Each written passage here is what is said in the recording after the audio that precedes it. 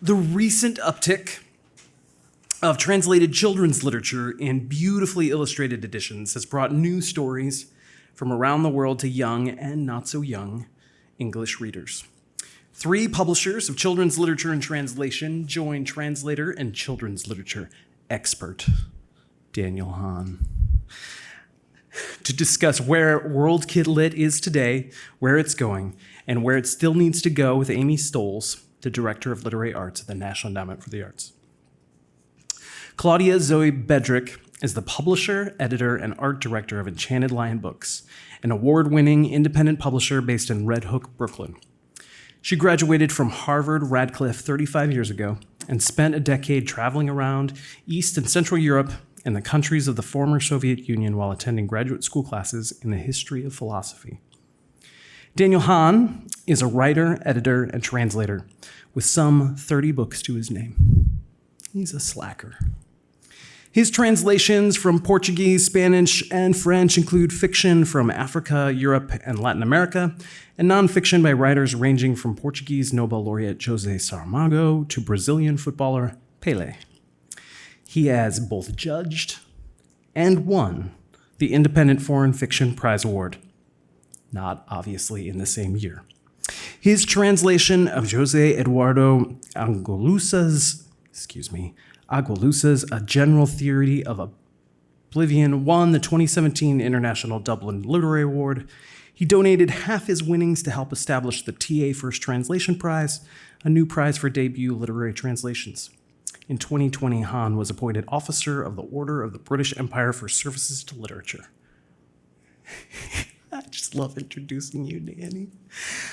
Julia Marshall is the founder and publisher of Gecko Press, a small by choice independent publisher of curiously good books for children since 2005.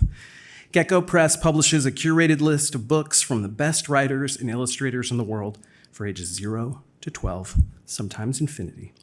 Gecko Press books celebrate unsameness. They offer different, sometimes challenging, often funny, thoughtful, inquisitive ways of seeing the world. Emma Raddatz is the director of Elsewhere Editions and an editor at Archipelago Books. She was selected to participate in editors' exchange programs in Istanbul, Montreal, Seoul, and Bologna. She's on the Independent Publishers Caucus Steering Committee and has spoken on translation panels with Columbia's MFA program and the International School of Brooklyn. This fall, she's honored to be working on books by authors from Turkey, Brazil, Finland, and Korea. She lives in Brooklyn. Amy Stolls is the Director of Literary Arts at the National Endowment for the Arts, where she oversees the facilitation and review of thousands of applications annually from literary organizations and individuals, including translators of poetry and prose from other languages into English, and publishers and presenters of works in translation. She is the co-editor of the anthology The Art of Empathy, Celebrating Literature and Translation. Welcome, Claudia, Danny, Julia, and Amy. Thank you, Michael. Can we say hi to Julia? Just Julia, you there? There she is. Hello. Uh-oh. We see you, but we don't hear you yet. So. Now you can hear me. We can hear you. Welcome. But hello. I can't see you. But just Well, this is Amy Stolls. Hello. And with me is, well, you know who's here, right? You have, you can hear a voice here. How about we say hi? Hi, Julia, it's Danny here. Yeah, it's nice, but it's lovely. Hi, Julia, it's Claudia. Hello, it's Emma. It's very odd not being able to see you, but I'll just, I'll imagine you. This is so futuristic. I feel like I'm on an episode of Broken Mirror. So we've just been introduced, and so we're going to get right in. And I did want to say how honored I am to be on stage with you all. I do, in my day job, I do work with translators and literary translation groups like the fantastic Center for the Art of Translation. And thank you to Michael and the staff of the center for having us here. It's fantastic. But personally, I have all of your books on my shelves, and so it's a thrill to be here. I think that what we should do, and also say right from off the bat that this is the last day of September, which is World Kid Lit Month. So maybe we can talk about that at some point. But happy World Kid Lit Month. I think we should, just so you know how we're going to work this conversation for about an hour, is I think I'd like to start, and I'm a New Yorker, we should just interrupt each other, feel free to chime in, ask each other questions. Let's have this as a conversation. But I want to go right to, in a micro way, translating children's books and the children's books, the translating of, here we are, it's the day of translation, so we want to talk about translation. We're also in a gorgeous museum, an art museum, so let's also acknowledge that translation is an art, so here's the art of translation. So I wanted to start with asking you all to just think about translating children's literature. So in a micro way, the word choice and phrasing and you all know this, the tone, the flow, the levels of meaning and musicality, but specific to children's books, because we've been talking about translation all day today, and how that might be different. And Danny, I might start with you because you're our main translator here, and you translate both for adults and children. And I wonder if you can start us off talking about the differences in your approach. Thanks, Amy, and thanks for being here and for having us. In one sense, translating for children is the same as translating for grown-ups, which is the job is to translate, and the aim is not massively different. How you get there is slightly different. Or at least it is when we're talking about children's books for very young children or illustrated books in for any other age. I think the difference, we say children's books, I think mostly we're talking here about picture books, which is certainly what the publishers here do especially well, I think. When you get through kind of middle grade books and certainly to YA novels, the difference between that and say grown-up fiction, that difference is diminished. When you're talking about translating picture books, there are a number of things that are different. One of them is that the job looks much easier to everyone else. And then the other thing is the job, in fact, is much more difficult in reality. Most of the picture books, I've probably translated 30 or 40 books for children through kind of picture books to YA books, and the same number again for grown-ups. Almost all the most difficult things I've translated have been picture books for children, difficult in one sense or another. And we're mostly talking about books that might have 400 words in them, and the words are probably quite straightforward. They're probably relatively kind of entry-level to a language words in many cases. They're the sort of words that you would expect the 3-4-year-old who's being read to feel comfortable with. But partly it's difficult because of precisely that scale, because you're having to do so much with so little. Partly it's difficult because picture books have a very particular quality, which I don't think is true about any other kind of writing that I can think of, which is that picture books are written to be read aloud by someone to someone else, when the person reading aloud is not, as it were, a professional read-alouder. So it's not like translating for actors, for example, which is a particular challenge, it's a particular constraints. When I'm translating a picture book, I'm aware of the fact that it's going to have to be read aloud by people who may not be confident readers, people who may not be confident in the language, people who may not be, for various reasons, to greater or lesser degree, may not be comfortable in the thing they're being asked to do. So being aware of that, the particular way in which most picture books, most of the consumption of picture books happens, that's one thing that's very particular. Mostly, not always, but mostly picture books for young children are being read by one person to another person. That other person is probably reading the pictures. This comes back to something Veronica was talking about earlier about learning to read pictures, which is something that most children can do, and then we are encouraged to forget how to do. But you normally will have the grown-up or the older child or whatever who is responsible for the words or the sound or whatever, and the child has the other bit of storytelling. They have the picture in front of them. This is obviously not always, but this is mostly how picture books are designed to be used. And so that's one thing, is needing it to function in precisely the way that a picture book normally operates, in the way that it's consumed out in the world, as it were. And the other thing is the obvious thing, which is that picture books have pictures. And the good picture books, at least the ones that I love, are the ones where the relationship between the words and the pictures is interesting. And it's not simply that the words are telling a story and the pictures are ornamenting it somehow around the edges, you know. I don't think of illustrations as being something that illustrates the text necessarily. Almost all of my favorite picture books are ones where the text and the pictures are an interesting conversation with each other. They might be supporting each other, they might be doing slightly different things, they might be radically opposing each other, which again goes back to how they're consumed by two readers at a time normally. And so again, that's a thing which when you're translating picture books, you have to be conscious all the time of this relationship between what the words are doing and what the pictures are doing, which means you cannot simply take the 400 words out of the PDF and kind of translate them into another language and then dump them back on the page and assume it's going to work. Because when you're doing that, you're translating with an entirely there's an entire dimension missing. There's all kinds of information that's in the pictures and all kinds of information that's in the relationship between the text and the pictures. And if you're translating without being aware of that, you're going to lose what I think is often the most interesting thing, which is the relationship between those two. You're translating a kind of organic, what feels like an organic whole.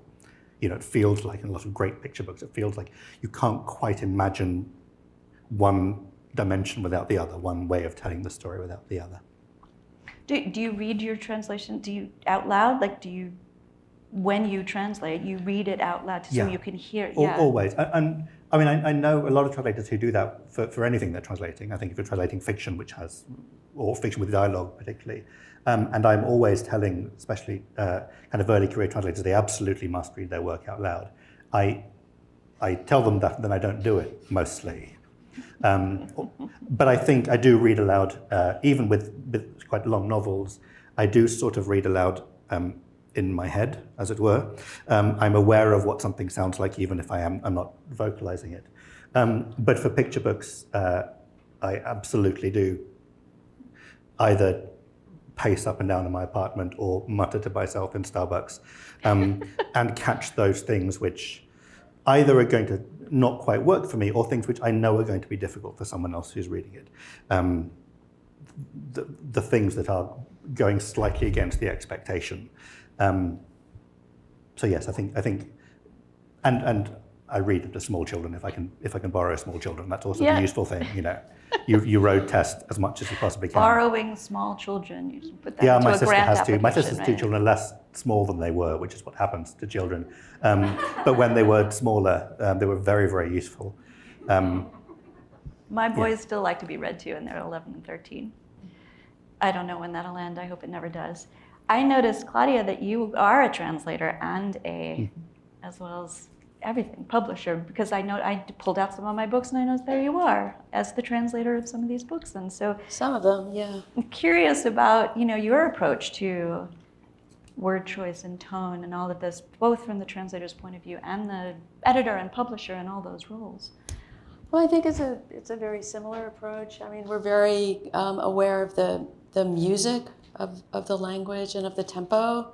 And part of the way we pay attention to tempo is also by paying attention to line breaks and graphic design, with an awareness that the text is going to be read aloud and that there's that kind of natural stopping point, the sort of flow of a line before you go into the next line. So we're very aware of line breaks and also of spacing on the page. And one reason that we focus on the spacing, which is different from the musicality and the tempo, is that sometimes in order to really conjure some of the strangeness or some of the that's in the original language of the syntax and the kind of awkwardness that is there, that if you put it on the page in an unusual way, it will create space for that to stand out as its own moment. Mm-hmm. And people might accept the strangeness more than if it's just kind of grouped in a normal sort of paragraph or what have you. So we're always reading aloud and listening and paying attention to the music. And we also, I guess, focus on cultural context because I translate from the French, and It's typically the case that there's a lot more formality in French picture books than there would be in U.S. picture books, and you maybe have you don't even get to mama and papa, it's just very formal, and the expressions and the parental-child relationship is much kind of more stringent and formal than we would have in an American book. And in one particular case, a book called Joseph Phipps, it was translated from the French, published from French-speaking Canada, and we kept some of that kind of stringency. It was a very strict mother, and we allowed her to speak very strictly to the child in our English translation.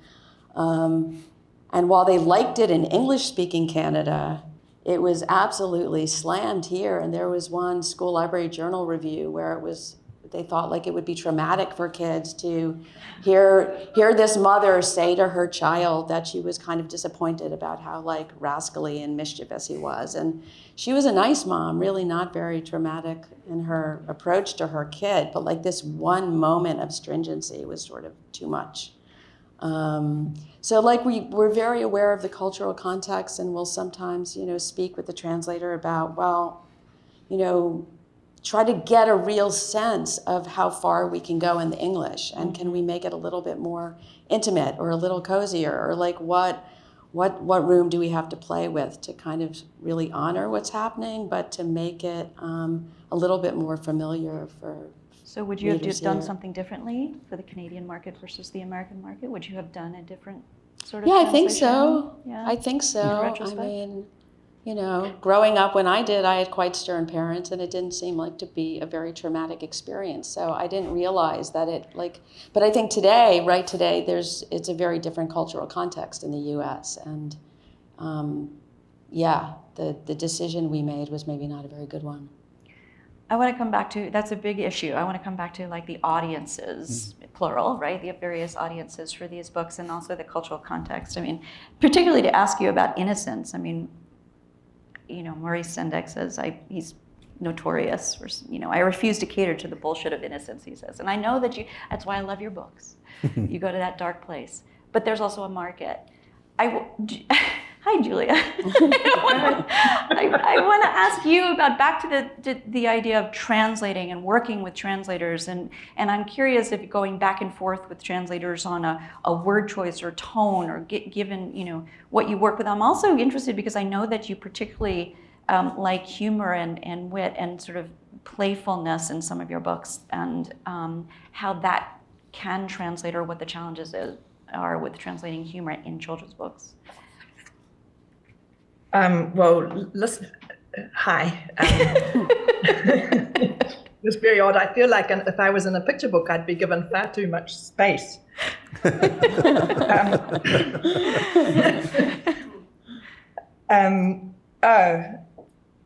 Well, I think, so you would like me to answer about the working with translators? Working with translators and thinking about the process of word choice and tone and phrasing and all the things that maybe that you, as an editor, even examples of things that you've gone back to the translator and says, no, I think this word would work better, or this tone is a little off for the market, or that, and I have a book here. I do translate as well. I forgot that I translate from the Swedish, and I think it's really one of those things about which translator does which. And so I've just got this book, which is one of Daniel's, which I completely underestimated in its difficulty when you're talking about. I've got the advantage of being able to hold my books up, but for being one of those, just a very, very difficult book to translate because it rhymes across the page and up and down, and it was sort of astonishing. But and so we do work with when we're working with translators, that we're absolutely working closely and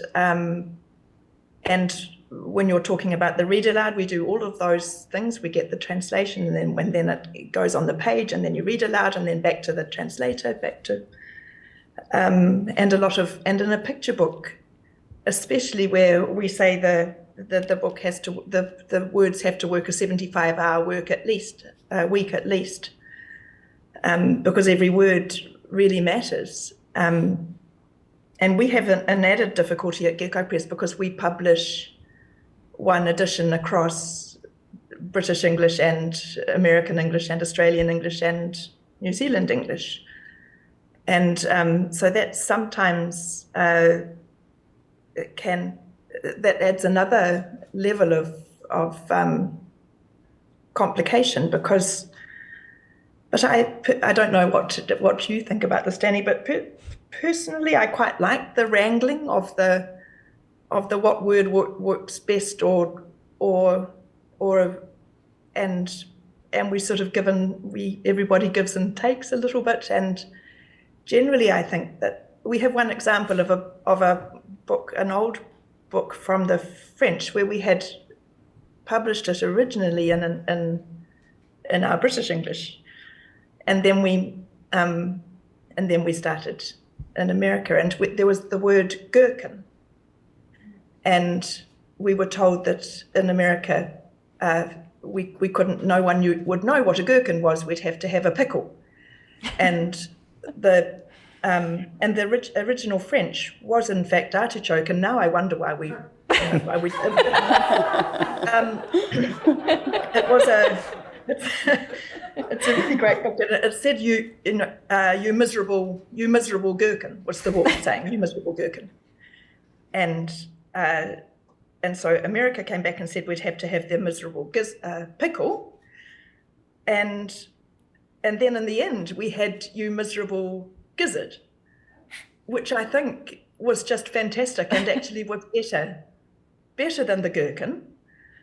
Although I think we probably still could have gone with the artichoke, but you miserable artichoke. But I think the miserable gizzard was sort of a good solution. But for me, that is really, and every book is different, and some are soft and dry. Personally, I do love the books with dry humour. And just to keep that, and we sort of talk about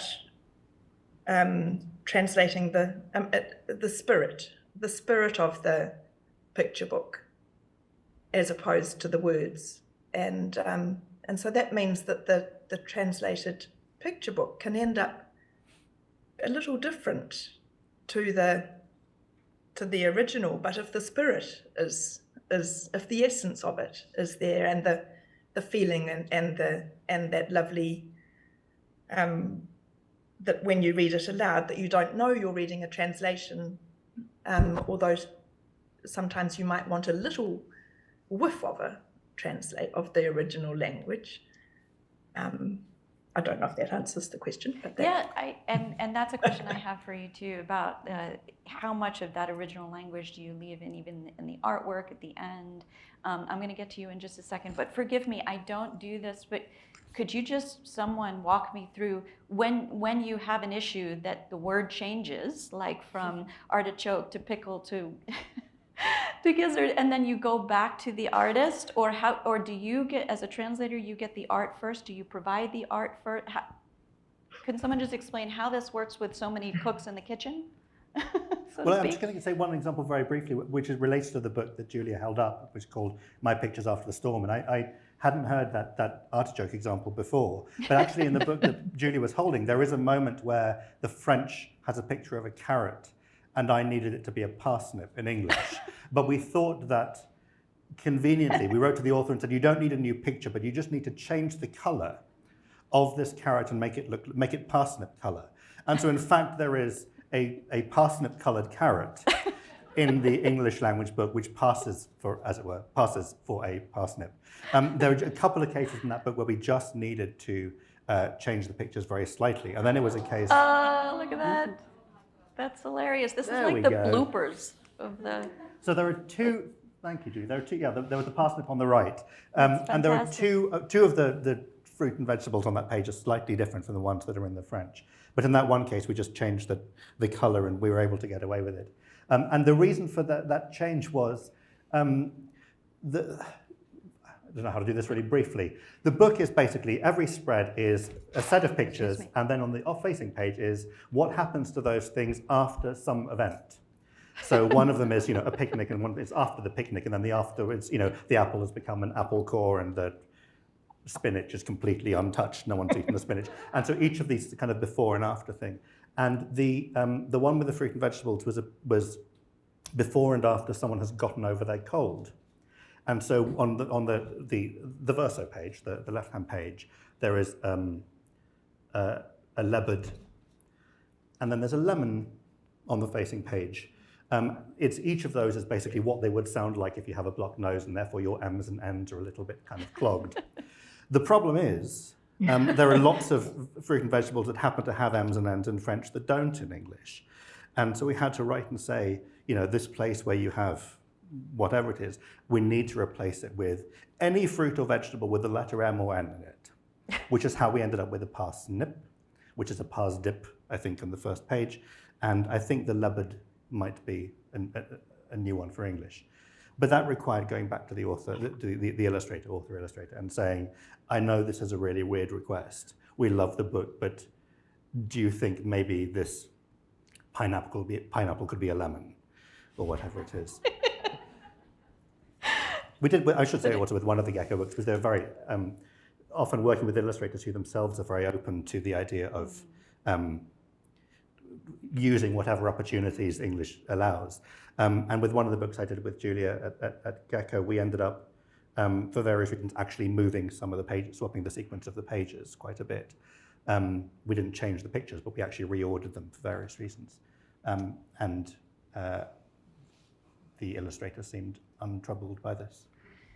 It reminds me of, I think it's an Enchanted Lion book from Eisel, that it was an alphabet book, but if it's an alphabet book, then obviously that the words are different, and so it would be all different. And I noticed that Eisel was involved in adaptation and involved in being part of it, rather than the translation. Yeah. We kept some of them. Some of them worked. I mean, because magically some of them work sometimes, but then we had to change quite a few of them. Yeah. Okay, I'm sorry. Well, we have one, we are publishing this book soon, Joie by a Thread, which Danny translated, and there's one spread towards the end that's this incredibly intricate blanket made of words. It's gorgeous. Can we show it? Here, and Danny translated all of the words, all of these individual words, and then Roger recreated the entire illustration. That is the most involved example I can think of for us, where we had this illustrator really painstakingly going through and creating each word on the page, and he peppered it with words from previous editions, with the French and Korean and Chinese throughout. So there's a bit of mischief within it as well, and it's kind of like a word search. So. And I wanted to also ask you back to the idea of translating or editing children's books versus adult books, because I know you do that as well, from going from Archipelago to elsewhere. What's your experience from what it's like to edit and work with children's books? Yeah, there's so much play and music, like Claudia was speaking about, and I think we think a lot more about wanting to expose a child to a new culture and a new way of being, but not alienate them or defamiliarize too much. So kind of trying to strike a very delicate balance between those two modes, but still treating the child as a very serious and conscious and sensitive young reader. This is a very micro and specific example. We're publishing a finished picture book next summer, and the word bracken appeared, and I had spoken with Jill, our publisher, and said, I don't know, I don't think a child would know what that is. Suggested fern or some other leafy frond, and she was like, I think we should leave it. I think that a child could ask their parent to look it up or talk about it and learn what that word means. So I think we like to leave a lot of like mystery and space and open wanderings in each text we publish. Yeah, those are hard choices, I imagine. I also am curious, in some of your books, particularly with Elsewhere, you do include some text in the back, like either in the back, you allow the artist and the translator and the author to say a few things about why they approached this project, or maybe there's a little essay about, that kind of thing. And I wondered, for all of you, and Danny, you mentioned this, I think you asked the question this morning and said about book reviews, better to get book reviews if you can do some explaining in the book, but I imagine there are times when you don't want to and times when you do. Could you address when you might include a little bit more in a children's book? Well, we started asking our authors and illustrators and translators to create very short statements, not really bios. And most of them, without our prompting, told us about like the kind of major storyteller in their lives, like a parent or a grandparent, or who they feel is the storyteller of their childhood. And so I think they've kind of veered in that direction. I don't know, I guess we just don't want to have kind of like standard awards like this very proper bio for each person, but we still want to introduce them to a young reader in a way that they could approach and think about ways that they can start creating art and stories and poetry on their own. I mean, you're talking about back matter, or like what appears in the book. I mean, that depends on the book. I mean, it's different really for each project. Some of our authors and illustrators want the book to stand on its own and are not inclined to produce anything. Some really dislike back matter, and so don't even like the question. And then others really enjoy it and do want to share something about it. And we have a very nice back matter section to a book that's just been published from Norway. It's called The Bird Coat. It's an unusual picture book because it's based in historical fact about a tailor who wanted to fly, and he engineered a set of wings for himself and thought that they really would work, and he climbed to the top of the Eiffel Tower and plummeted to his death. And so it's a kind of odd book for kids because it ends with the protagonist dead on the ground in a kind of public setting. But the author of it had really thought a lot about why she was writing it, whether it was a book for children or not, why it might be a book for children, and in the end, like why it was published as a book for children in Norway, and had many reasons as to like why it made a good book for kids, and we thought so as well. So the back matter section is really an exploration of that idea, like where is the boundary and what happens if nobody pushes it, and why not push it, particularly when you feel like there's motivation to do so, that there's an essence to the story that is a very positive essence, despite the sad fact of the plummeting. So like that's an example of very intentional back matter that I think serves the book very well. Mm-hmm. But it's interesting because you're saying that some of that is determined by the artist and the author themselves and their choices. Very much, yeah. Very much, sorry. I was curious how the back matter worked in the Kunwinchku counting book and how that came together. That was created by the artist and this sort of interpreter he worked with, because his aim is really pedagogical. This is a book from an Aboriginal creator that we published for the first time, so it wasn't even published in Australia, so it's kind of returning to Australia through us. And he was wanting to share Kunwinchku language and culture with his own community because it's dying out and kids aren't learning it. And so his back matter section was because he had this real drive, educational, pedagogical drive to share it with his own community. Yeah. It's a beautiful book. Thank you. It's very gorgeous. Julia, I love that you blog. You should all read when Julia blogs. She's really smart and interesting, and you talk about sort of the things that you're thinking about, and I love it. And so, how do you approach this in terms of by way of bios or I'm busy thinking what a great idea, Emma. To ask the authors to write, because and we work a lot with the. I mean, sometimes with a book, or you like with the book about leaping from the Eiffel Tower. You sort of know that it's a great book, but sometimes when you go back to the author and the illustrator or both, then there's a whole nother level that you didn't really realize, I think. That there's a whole lot more thinking that goes on in picture books, isn't there, before than what you can just, in a really good book, you can keep going further and further and further into what is this book about. So I really like the idea of asking, what is this book about, to the author and the illustrator, because I think it helps you get to the essence of the book, and that then, feeds right through the whole process. I think it's a really good idea. It was Danny's idea, actually.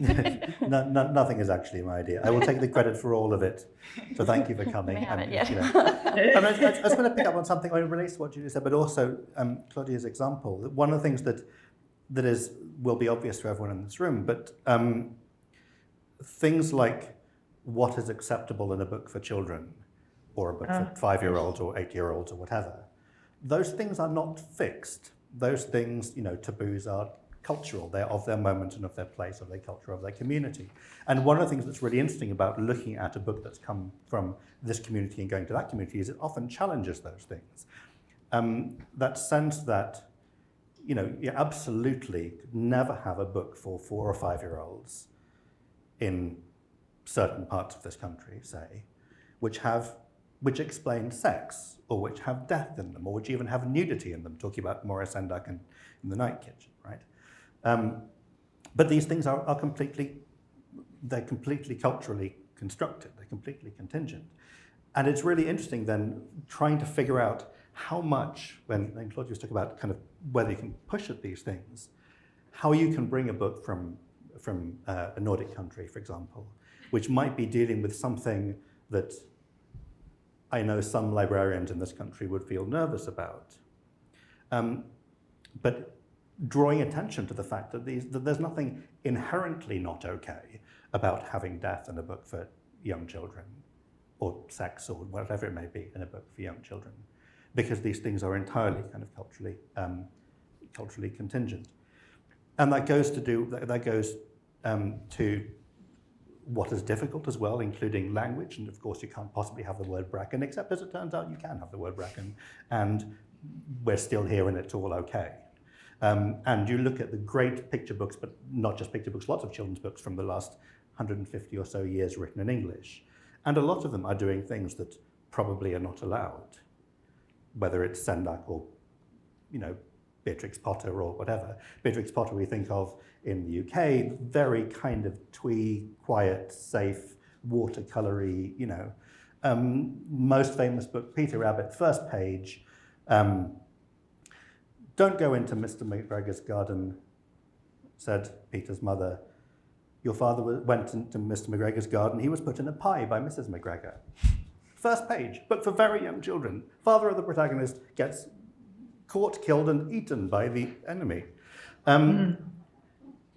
There are so many things that when we look at this rather, I think in some cases, very puritanical sense of what we're allowed to do in picture books in the English-speaking world, the UK is very similar.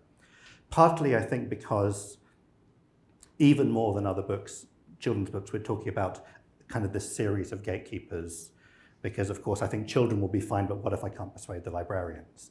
Or, there's always the sense that maybe there's someone who's going to be scared along the way.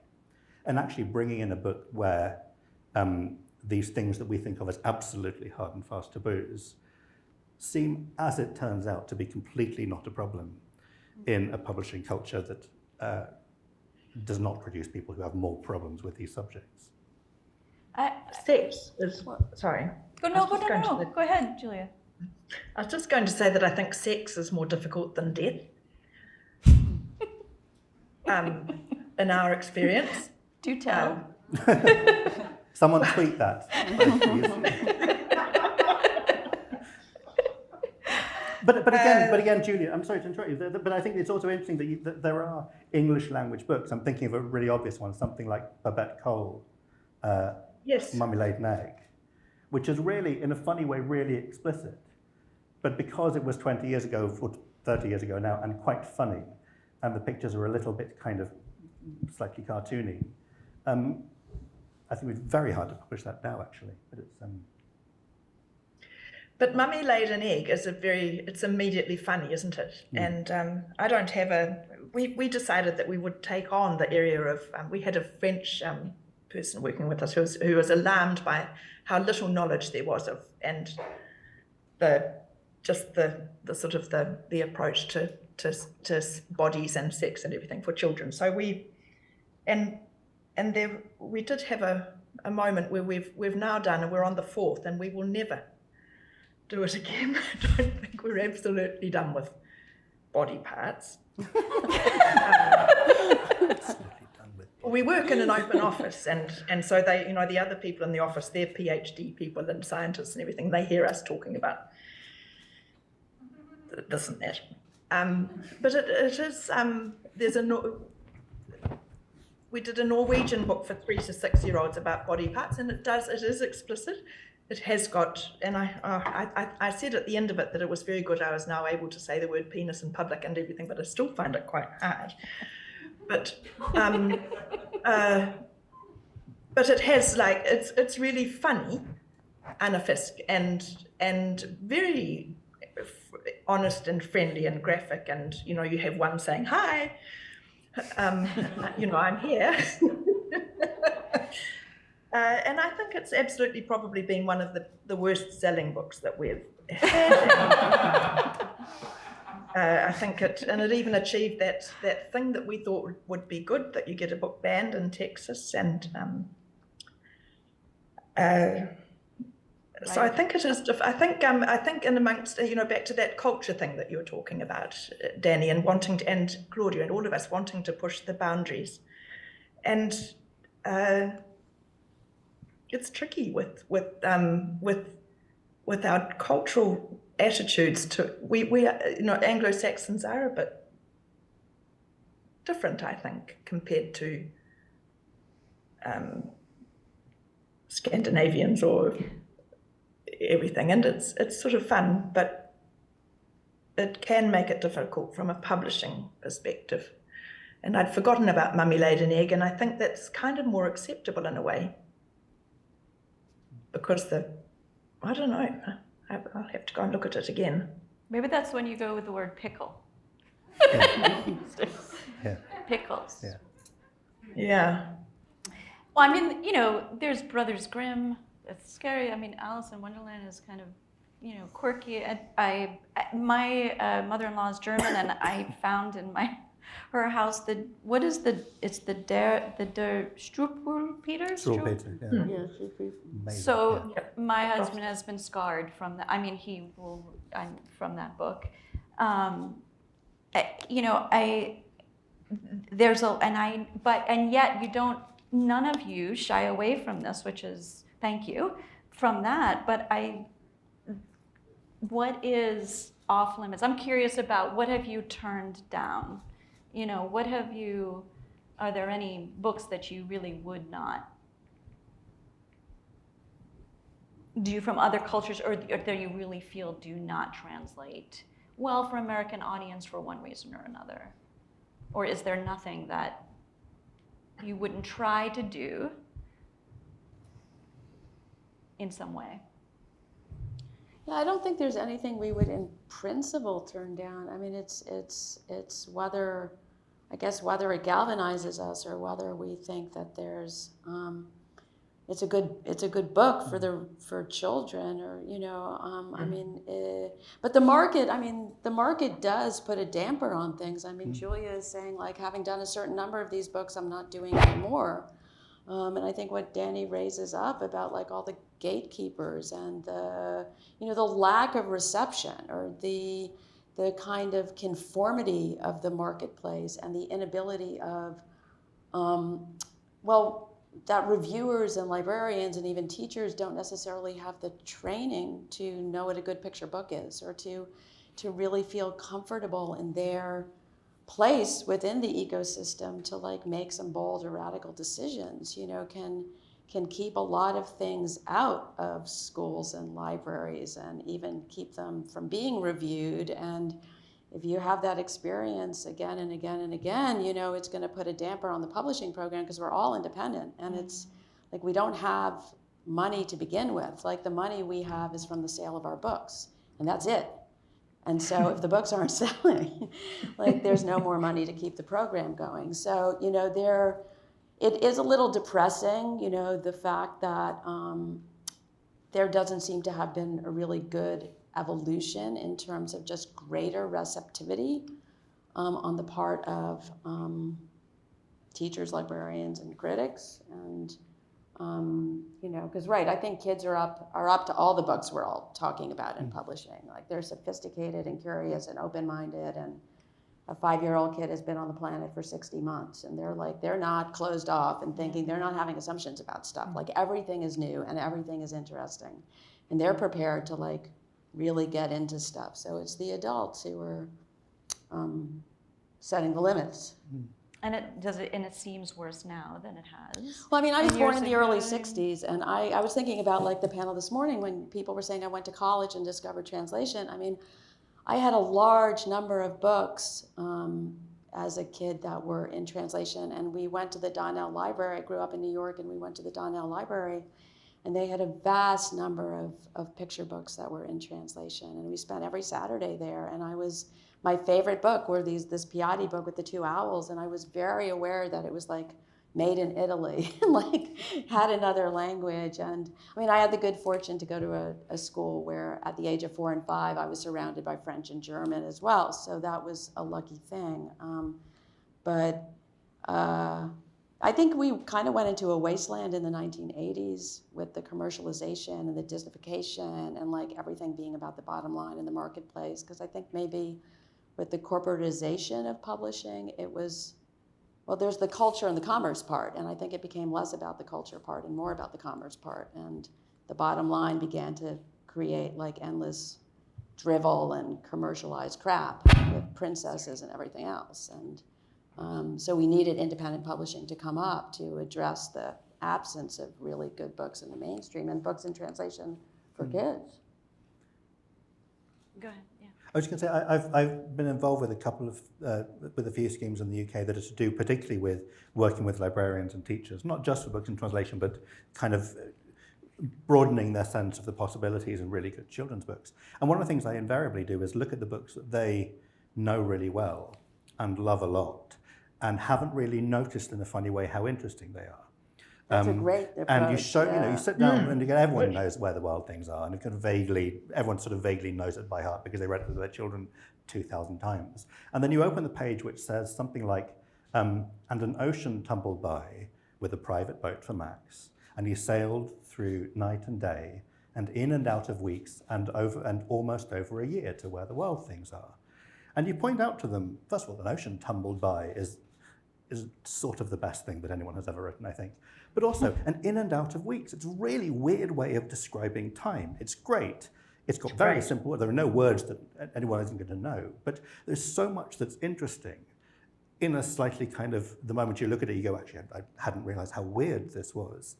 And I was thinking about it when someone asked a question earlier, the previous panel, about how you make something that is unconventional look like it's sort of deliberate and exciting and experimental rather than just there's something wrong with this. But so often the books that have endured, the interesting ones, even if it's where the wild things are, which we sort of vaguely think we already know, it's so weird and it's so interesting and it's full of things that the moment you sit down with a teacher and go, we're now going to work out what the hell is happening in this picture. Yeah, I mean, why is the moon like that? All of yeah. them. It's Right. so weird. Right, so weird. Goodnight Moon's a bit creepy, actually. I really liked Goodnight Moon. Yeah, I've read that Brits don't like it. The book doesn't sell well there. It was never, no, most, It I was mean, never- like, I think like most people in the UK, I discovered it as a grown-up when it was much too late. Much too late. Yeah, it wasn't a huge thing until recently in the UK. If we can talk about audiences, do you really see your audiences both as kids and adults when you do your books, you know? I mean, I have books on your books on my shelves that I won't let my kids touch because their fingers are grimy.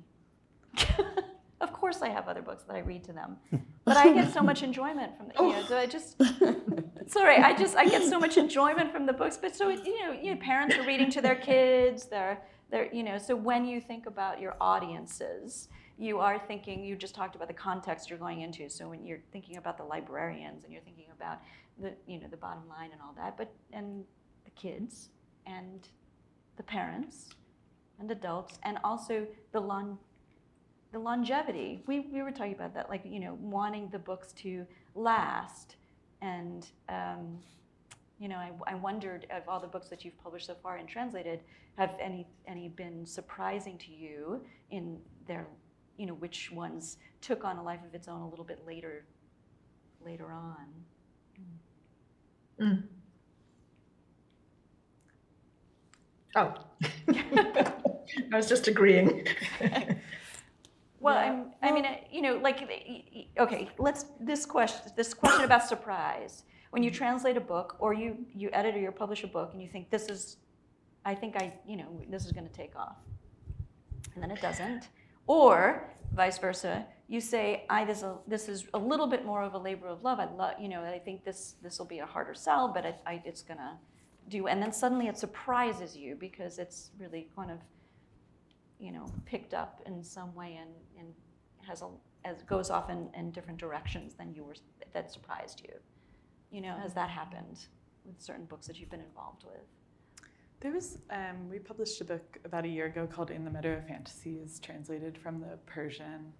And that was a book that I loved so much and I was so passionate about it. It's translated by Sarah Khalili. But I felt like it was kind of like slippery and tricky, and it's like very poetic and strange. So I hoped that children would connect with it, but I didn't think that they would like really latch onto it. And then it won this award, a Batchelder honor, and was really like adopted by a lot of librarians and did take on a life of its own that I didn't expect at all. I thought it would be this kind of like quiet but beautiful book that we published. So that's one. And then Elsewhere has only been around for 5 years. So our books haven't had long lives yet. I think the book that I think about constantly is Claude Ponty's My Valley, which was the first book that we published in 2017.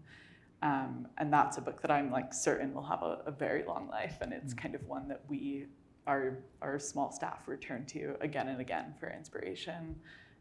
When we're selecting new books, we kind of always pick that one up and pore over it again. Yeah.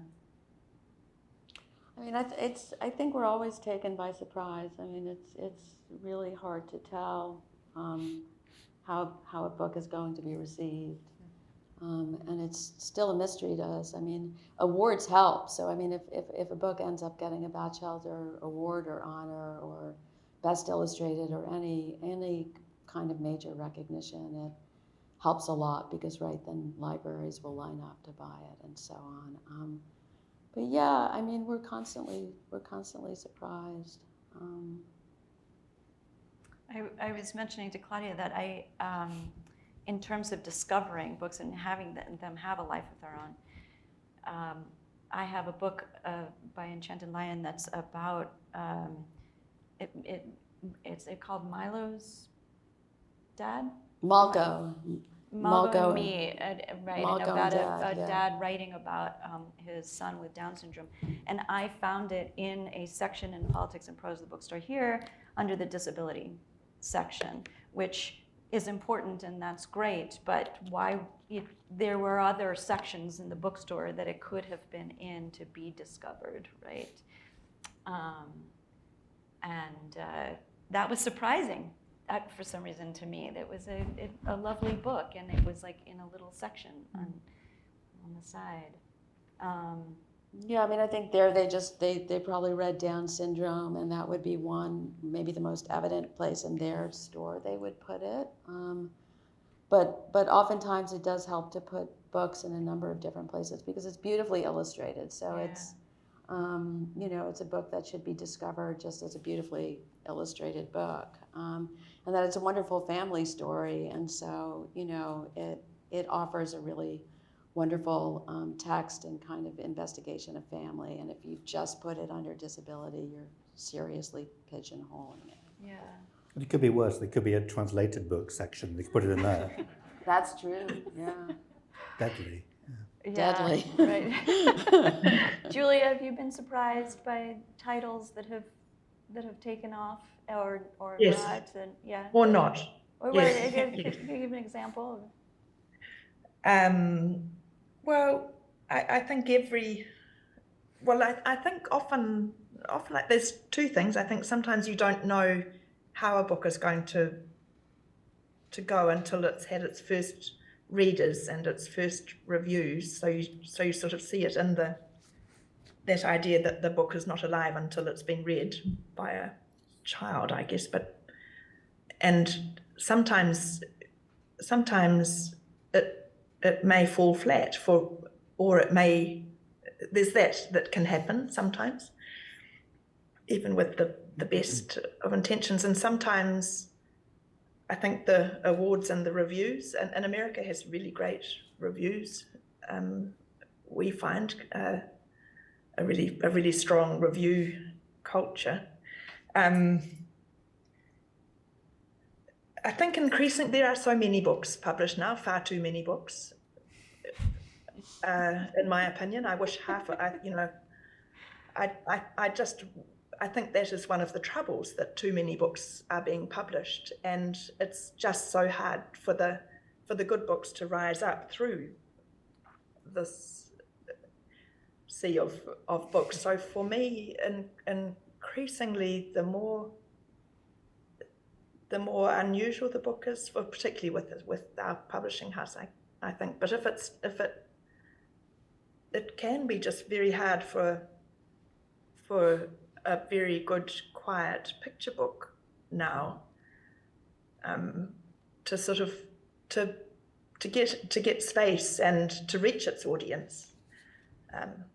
And on the other hand, and then there are trends and all that stuff.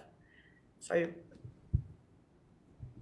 I think back to the question of audience, though, that I think for us we really look for child voice as one of the key things for me that makes a good book for children, and actively steer away from those books where we can feel that the adult is talking to the child, and so that.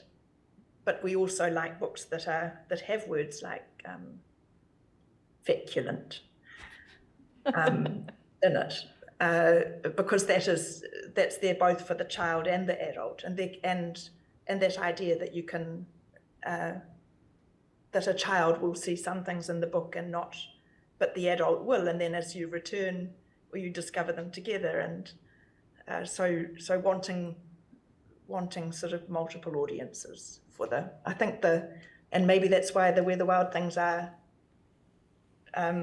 lasts, and I think for me still, when Mummy Laid an Egg or whatever, it's still funny for anybody, isn't it? It's got multiple audiences. Yeah, I mean, I have to share that there are books that are awful, and my kids want me to read them again and again, and I just refuse. And then there are books that I insist You hide on them. reading. I hide them. That's right.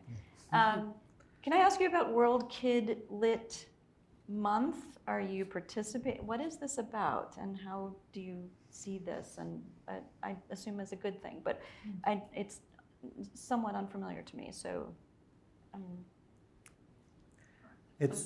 I'm just briefly going to say the word feculent appears in a Gecko book that I believe is coming out this week. It's a book called Gotcha. Yes. And it's a book I translated, though that was not, in fact, my word. The word I think was suggested by Rachel, who's the editor. Julie can correct me. Yes, and I was going to did. say that relates to something I was going to say earlier. Wait, what was the word? feculent, the word that Julie just mentioned. But that wasn't your word. No, it was suggested by the editor. And this Oh. relates to something I was going to say, which is that picture books also, partly because of the scale of them, there is a kind of editorial collaboration that can be much more considerable than of a 200-400 page book. Where actually, the moment I will deliver a draft, and this happens particularly with Gecko Books, and I work with Rachel Lawson, who's a brilliant editor there, and we've done a lot of books together. And I know she involves a lot of other people in this, but there are so many cases where I will deliver a draft, as I did relatively recently, and that can sort of be a first draft, because the extent to which I brought my expertise, my kind of unique expertise, that's over now.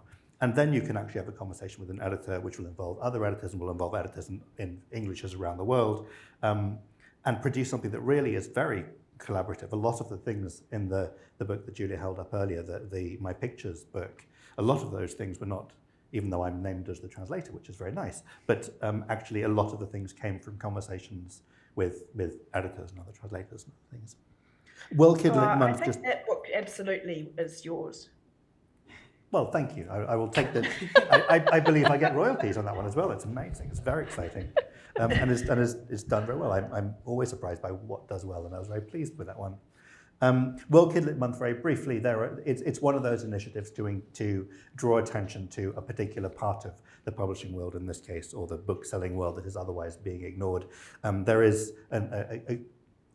it's not exactly an organization, but a group of people, World Kid Lit, which has a blog and has a number of resources online. And they always make September World Kid Lit Month, which means they try to draw attention to, with partnerships with retailers and with certain publishers and so forth, to an international diet for children's books. So it's September every year. So it's a good thing. It's a very good thing. To support. I want to turn it to questions in just a minute, but I did want to share a story because I've been thinking a lot about context and trends, and I was thinking that if you started 5 years ago, you guys started many years ago, and what you're doing in terms of translating and publishing, would you have, fast forward to 2022, would you have started that venture now? What was different back then. So the context makes a difference, the trends make a difference. I wanted to share a story about the politics makes a difference, that at the NEA many years ago, we had an application come up from a press in Texas called Cinco Puntos Press, and they asked to support a few books, one of which was a children's book called, I think, The Story of Colors, published by Subcomandante Marcos, from the Zapatista movement in Mexico. This was during the Clinton administration, and it would have been a little problematic, but it was a gorgeous children's book. It was bilingual. It was lovely. We thought it was cool that it was written by Subcomandante Marcos, and so it went through the panel process, and we were about to give it a grant, and there was an arc out that the New York Times got a hold of.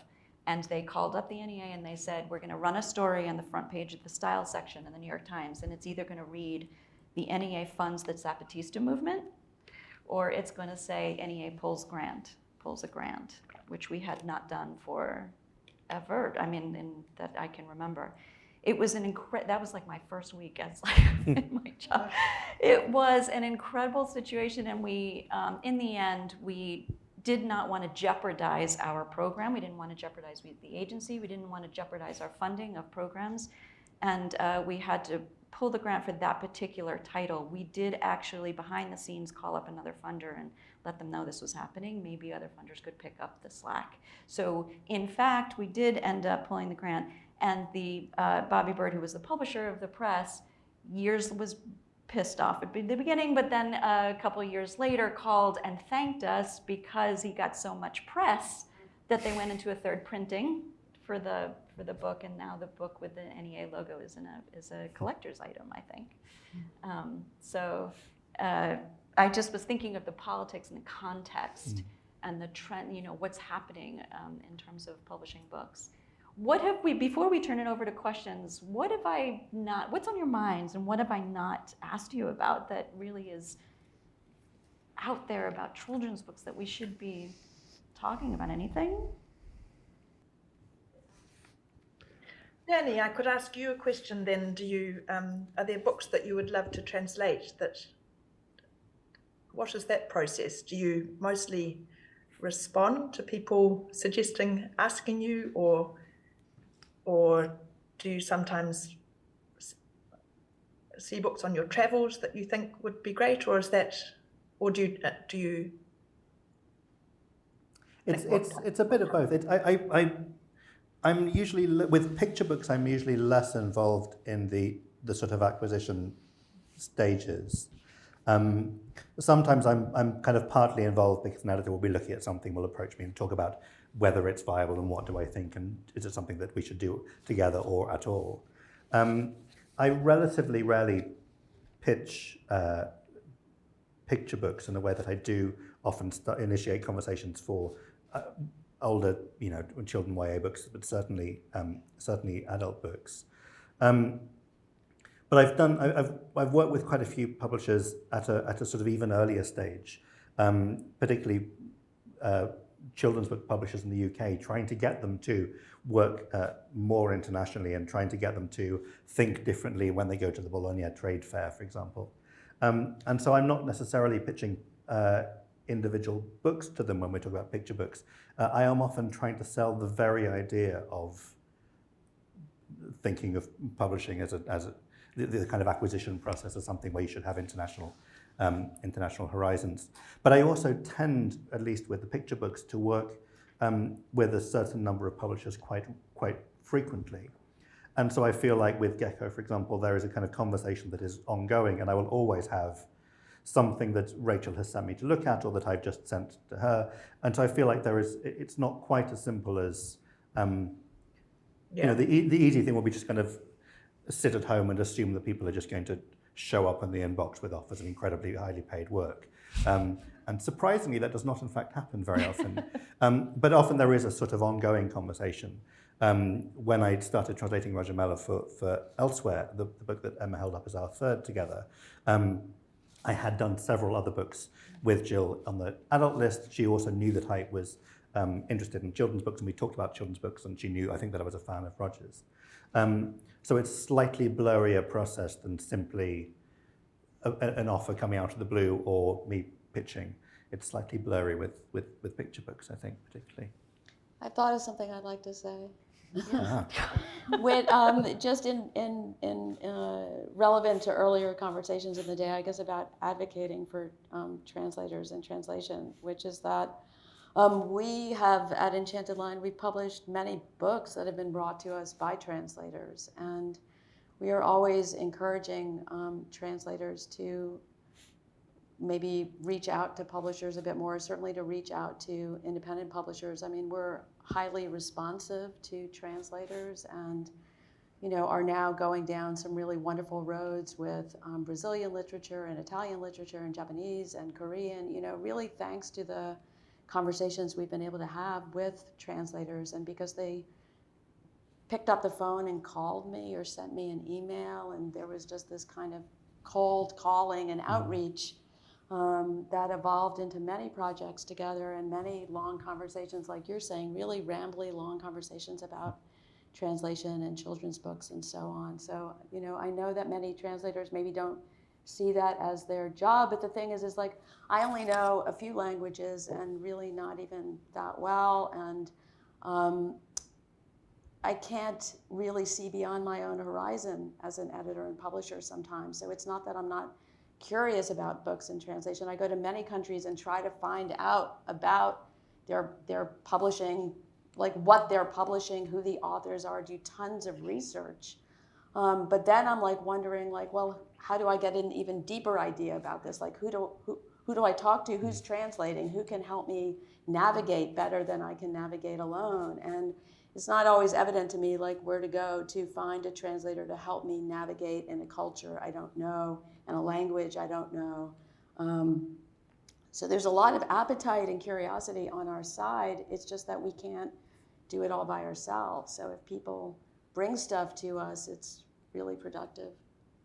Yeah, thank you for that invitation. And I will say there's on the website for the Center for the Art of Translation, there is a whole database of translators. And I was curious about how you acquire. It's my dream to go to the Bologna Children's Arts Fair at some point. But there was a question, and I didn't want to. There was going to be, but I was too fascinated to interrupt. Does it worry you what I tend to think of as the invention of innocence? This notion that children need to be protected from words. I mean, like you, I grew up in the early '60s. I went to a library. I took whatever books I took. Nobody policed what I mean, I'm thinking, just based on this panel, I'm going to set up an award called Banned in Texas, the best children's books of the year. But doesn't it worry you that we have come to a point where actually lots and lots of books generate far too much heat when actually the people to whom these books would be read would not, I mean, I'm thinking of a friend of Danny's and mine, Lawrence Schimmel, who has done a number of books which have gay characters in them. They're not, they're not gay characters in the sense that, they don't go cottaging, they don't go to discos. They're usually bringing up a small child who is, emblematic of the small child to whom this book is being read, and yet, managed to get a publisher almost shut down in Hungary. It's all a bit worrying, isn't it? I would say, as a PS to that, I was going to ask specifically about, in terms of banning books, that we are in a time of unprecedented attempts to ban books. I think there's over 100, if not 100, and I can't remember how many bills in state legislatures to ban titles or lists from public school libraries and library lists across the country in various states. And so I wondered if you're feeling that. What's worrisome is that it would affect the work of writers, that they write differently, that translators will translate differently, that artists will do their art differently. That it will seep in that way. Do you know what I mean? Could I pop in, because I've got a quote from my conversation with Claudia last week that I wrote down. I'm not sure. Is that a shareable quote? It is. No, not that quote. Or A different one. are Yeah. you going to get me canceled? And I don't know. Are you going to? Am I going to? I'm not going to get you cancelled. Okay. Well, we wrote it. I wrote it down because I wanted to take it back to the office. And it said excessive moralizing and righteousness is never good. And then it said good literature covers something which I can't read my writing now. Good literature covers is not proper, and it's not. So it's not even about the banned books, I think, but that's another thing. But it's sort of about the this is not the idea that this is not for children. That it slightly goes back to the protection of the child, and then, but also I think in the matter of there's another thing happening, which is where there's a sort of an opening out, isn't there?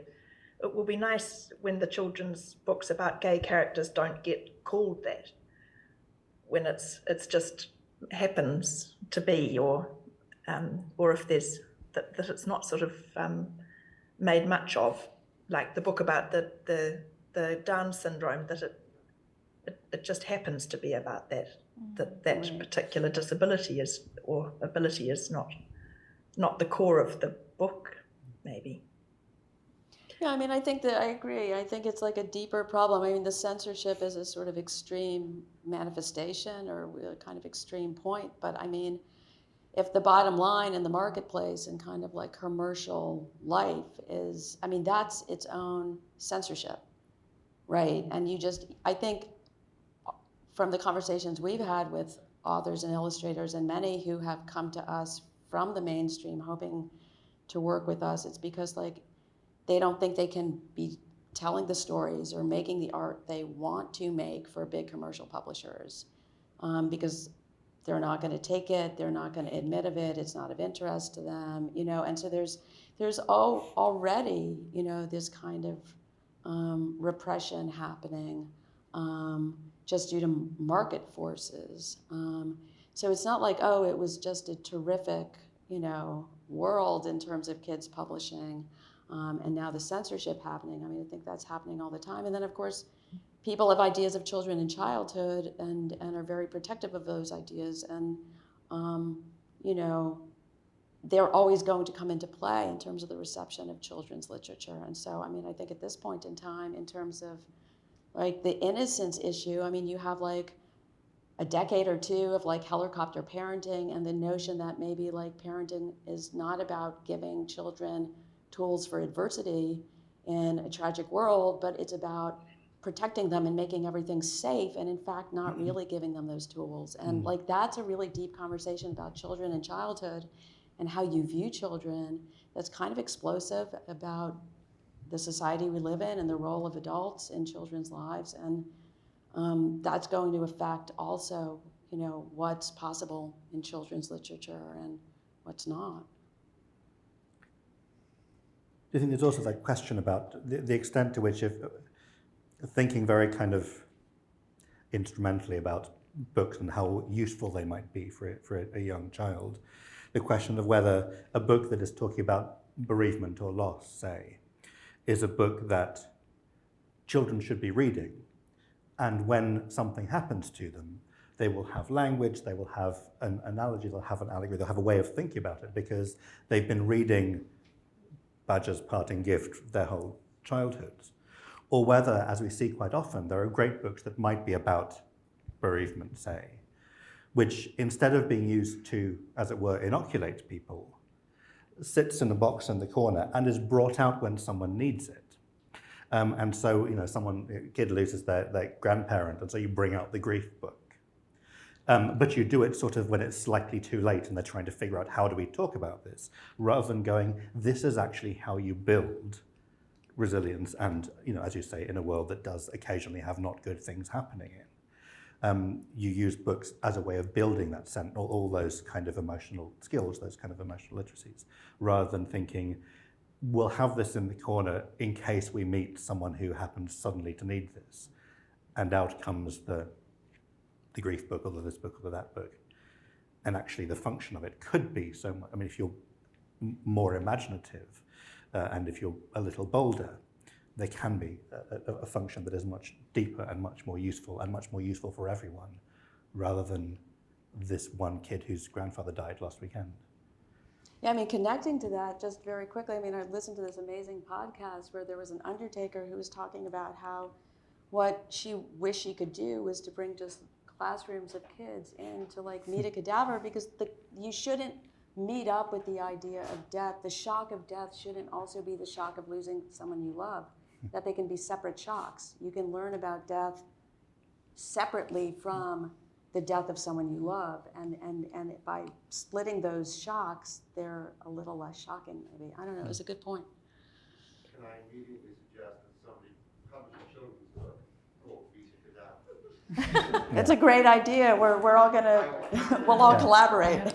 Well, there are all those series of, meet Mr. Bun, the baker, and meet Mr. So-and-so, the doctor, and you could meet Mr. whatever, the Undertaker. Mr. Cadaver, the Undertaker. It's a great idea.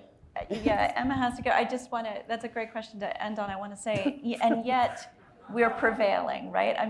There It's are all gonna be fine. kids, there are parents, we have the publishers who are going to these places that we need to go, and despite the bills and the bans and all of that, these books exist. Go find them. They're fantastic in your local bookstores or bookshop, not on the other one.